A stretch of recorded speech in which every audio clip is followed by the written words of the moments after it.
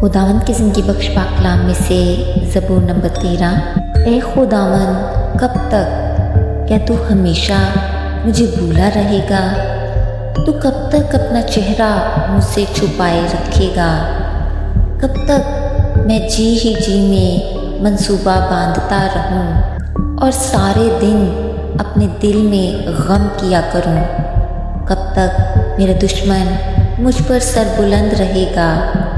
ए खुदावंद, मेरे खुदा, मेरी तरफ तवज्जो कर और मुझे जवाब दे। मेरी आँखें रोशन कर। ऐसा ना हो कि मुझे मौत की नींद आ जाए। ऐसा ना हो कि मेरा दुश्मन कहे कि मैं इस पर गालिब आ गया।